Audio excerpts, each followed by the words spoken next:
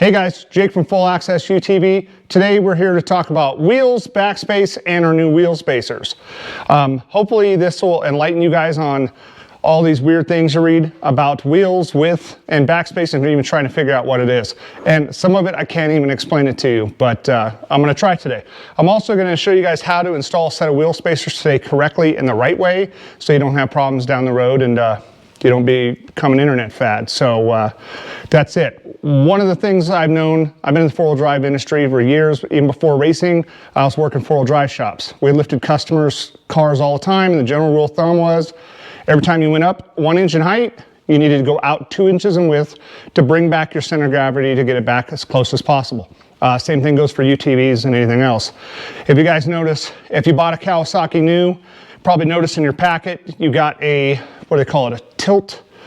It's like a tilt gauge or tilt rating that they give you. And don't quote me, I think it's like 32.1 or something like that for the KRXs that they would go before they would tip over.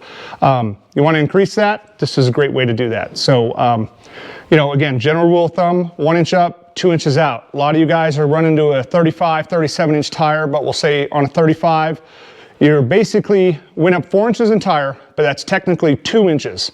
So, because you divide it by 2. So underneath your center of your wheel, you added 2 inches of height, which means you should be out 4 inches. That's why we recommend wheel spacers, or we talk about 1510s, wheels in the videos, so on and so forth. So today I'm going to kind of show you guys that.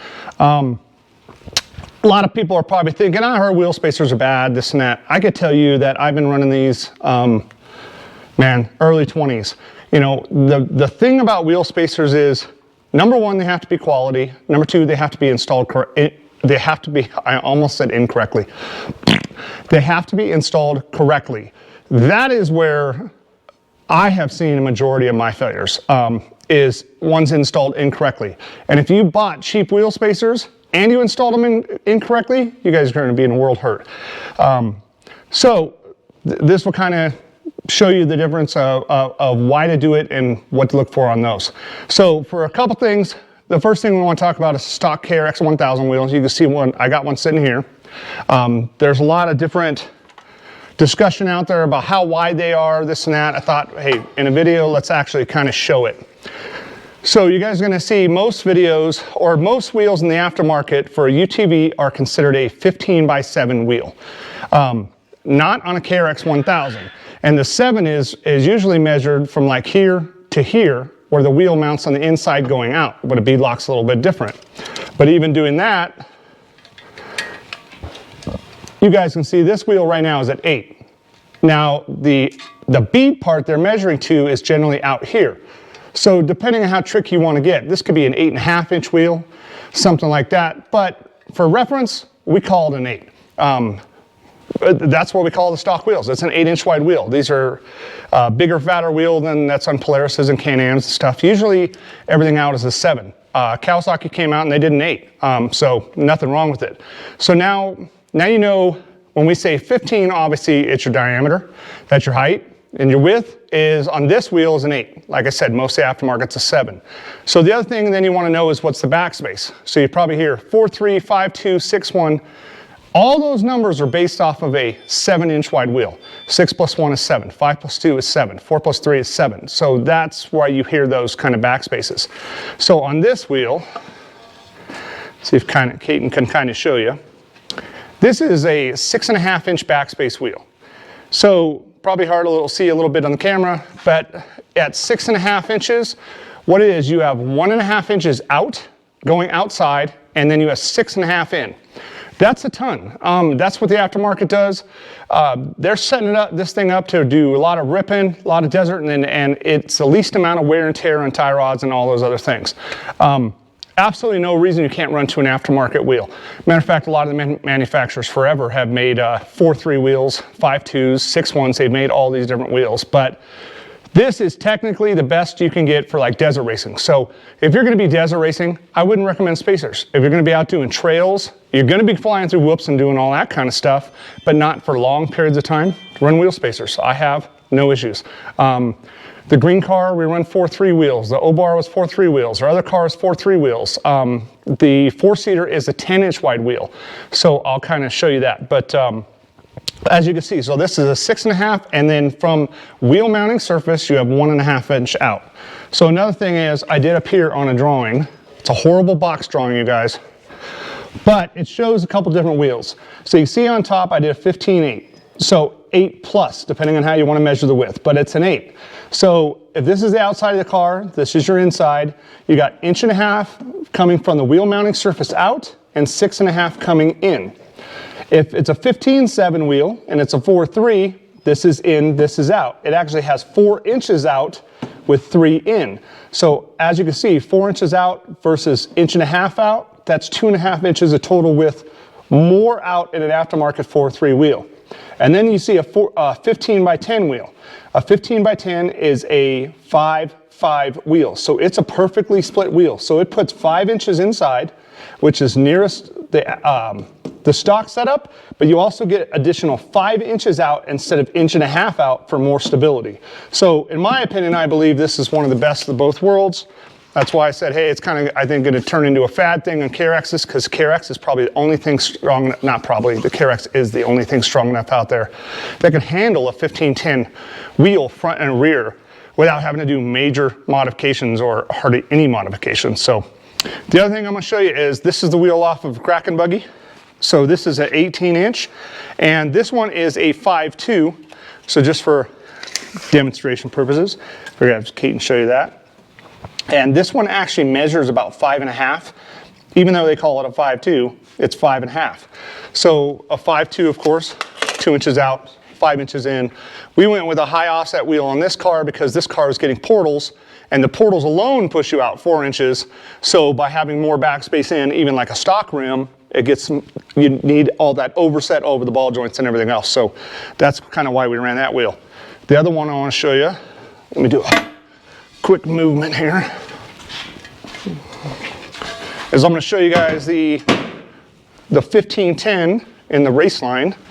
This is their Rhino wheel, but if you look on the back side of this one, you kind of see the same thing here, but this one is a 5, and this one is actually measuring 5.5. So even though they say it is exactly a 5, it is not exactly a 5. That's what you're going to find. This is that part I said in the beginning that I really can't explain a lot of the little differences. There's some things I can't explain to you guys. Well, I can't explain why manufacturers aren't telling you exactly what that wheel is and exactly what that backspace is. These are 5.2s. They're not. You saw a 5.5. That's a 5.5. It's not. You saw 5.5. I had 8-inch fuel wheels. I think they were 3.5, 4.5. So you never know, but if you base it off the basic number of you're trying to buy a 4.3, 5.2, or 6.1 wheel, then you know what to do. I think that's that part of it. So the next step I want to talk to about is wheel spacers. So you definitely got to be careful with generic wheel spacers out there.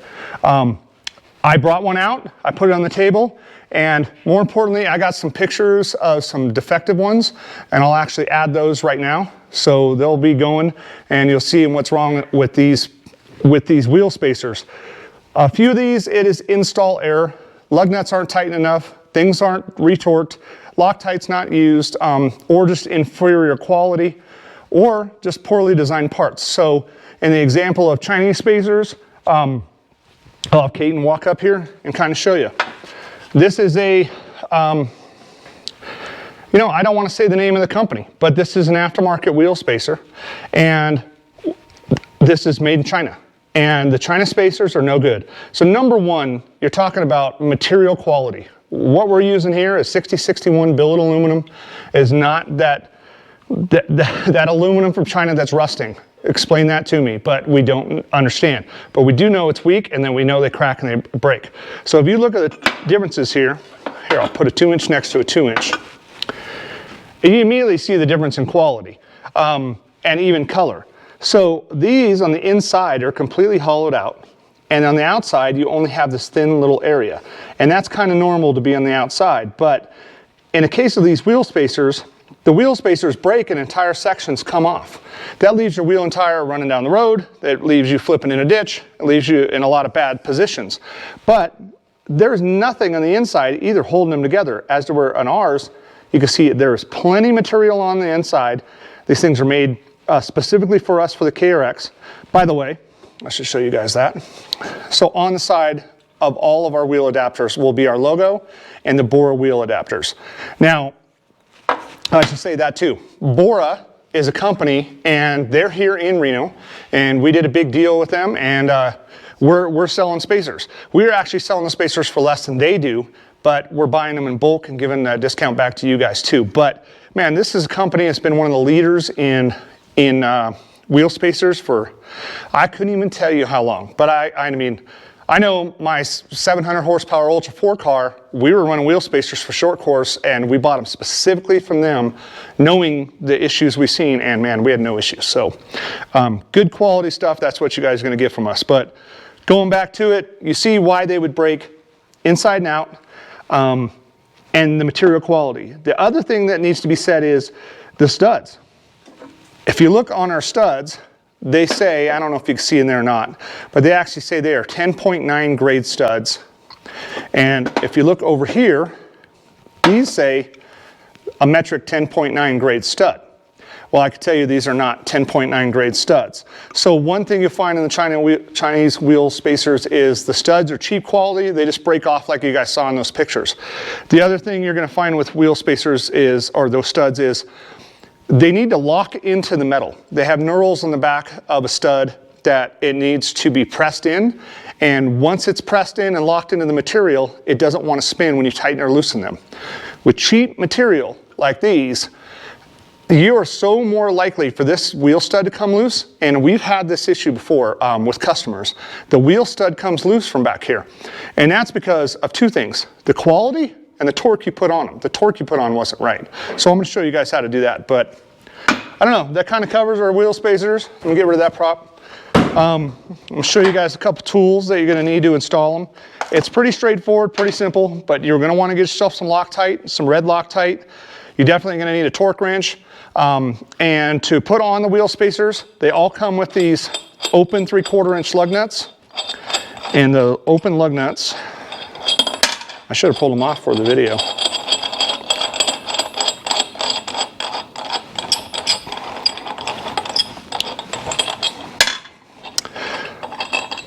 I got an idea. Cheater tool. So they come with the lug nuts, and they'll be mounted on the studs like you saw there. But what the lug nuts are for are to mount them to your car. So the first step on, I guess I'll jump into the install. The first step of getting them on the car is cleanliness. This is where a ton of people have problems. They'll get vibrations, things like that. You got to clean the wheel mounting surface. It's real simple, but if you think about a pebble of sand in there that went in between the wheel spacer and your wheel mounting flange, it's just a tight pebble, but all that amplified by a 35, whatever size tire you're running, can add to wobble. So just make sure it's totally clean. To do that, I usually use a wire wheel that's on a drill, or you can even use a brush. So I guess we'll start the process. Have you move over there, Kaiten.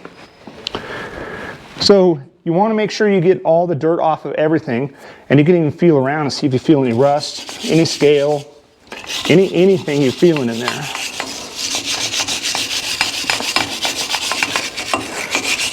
And you pretty much just want to get everywhere that wheel adapter is going to sit. So even around the lug nuts, studs.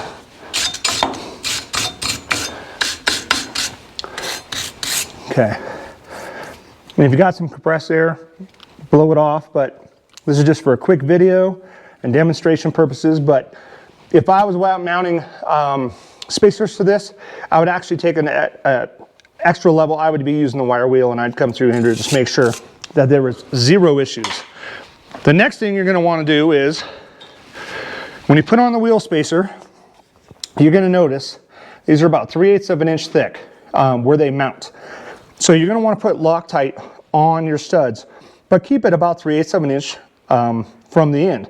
So because you know the nut is going to be sitting on the outside, not way back in there. So you don't want to use any extra Loctite or anything like that. Now again, I'm not going to be running wheel spacers on this car because we're about to rip off these and put the portal boxes in the front, but that's what you're looking for right there. I didn't put it all the way back, but it is indeed on there. Now, take your wheel spacer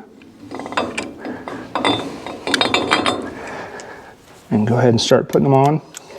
You'll need a 3/4 deep socket. I don't know if I covered that or not. And a shallow one, not an impact socket. Okay, so one.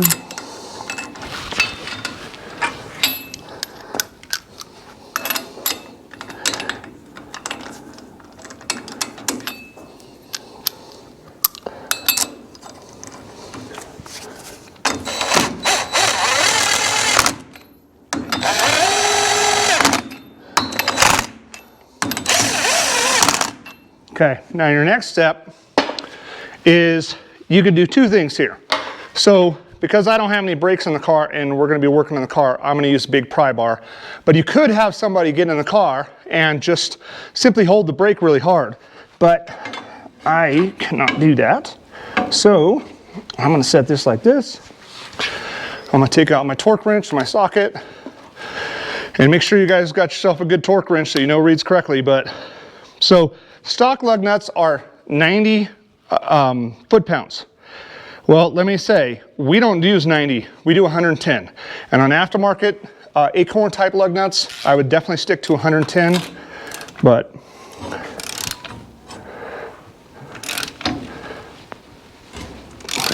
come on, get in there. And as you'll see, you hear the tone difference, you're not going to see it in the video, but I'm actually hitting each one 3 times to make sure I get my reading 3 times. 1, 2, 3.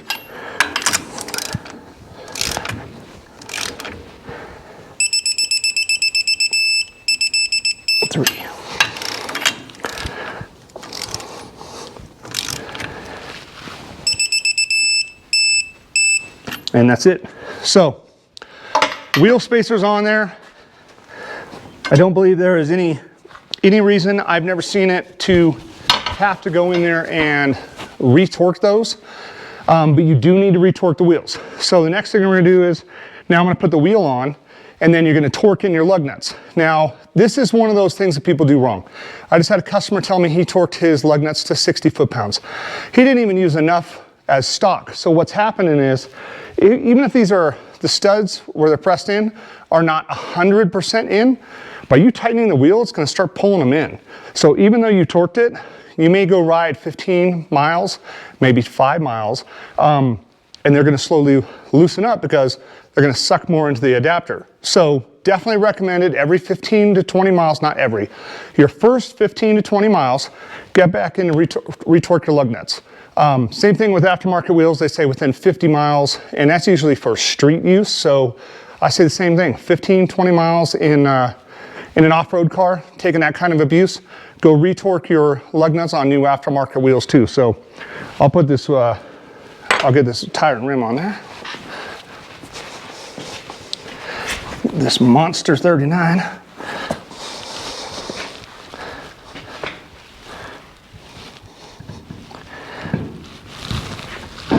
Oh, by the way, wheel spacers definitely makes it a lot easier to put your wheels and tires on. You can see just like I did, and just be able to put it on there.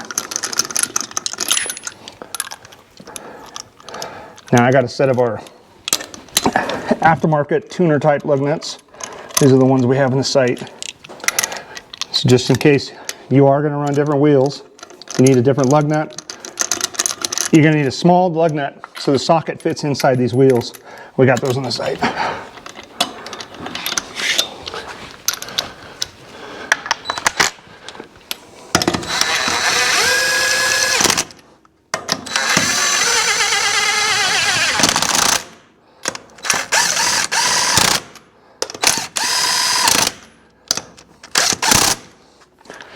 Okay, and then last step, again, going to use torque wrench. So with this, I actually need to bring my car back down to the ground, set it on the ground. Again, if you got somebody with the brakes, they can hold the brakes, but make sure it stays perfectly steady, and you're going to torque them to 110. Obviously, I'm not going to show you guys that right now because it's hanging in the air and you don't want to wait for this thing to come back down. But that's really it. Take them out 15, 20 miles, torque them again. That's it. You guys are gonna be good. You got good quality aftermarket wheel spacers from us, and you guys know how to put them on. So one of the reasons too I should have elaborated on was the red Loctite and why we Loctite those lower ones in. That's usually an area that no one's ever checking. So we like them to be Loctited and then never have to worry about them. We did it on the race cars and everything else, but then you know it's good. If you ever gotta do service or anything to this car later where these have to come off, then hey, you should redo the Loctite and follow the exact same procedure, but out of breath. Kind of hoping I covered everything. I left myself some notes, man, but that was a lot of talking and a good long video. But, this shows you guys basically, hopefully it was a good explanation of the wheels, the backspace, and a good set of spacers. So if you need these, we got them on the site. They're 1.5 inch and 2 inch. I guess I should have covered. 2 inches is the closest thing you're gonna get to an aftermarket wheel. You can get up to a 3 inch, but I feel you're pushing the limits a little bit with the 3 inch. So we recommend the 2s. We got the 2 inches on the website. We got 1.5 inches on the website. So don't be afraid to use them, guys. There's nothing wrong with aftermarket wheel spacers, especially good quality ones. But again, thanks Jake from Full Access UTV. Me and my wife really appreciate it. All my guys appreciate it. We appreciate your guys' business, and please click that like and lick that like and subscribe button. I almost said lick. I did say lick, didn't I? Click that lick and subscribe. Click that like and subscribe button, the bell, whatever it is, man. Hey, you guys, hopefully this helped. Jake from Full Access UTV. Thanks for watching.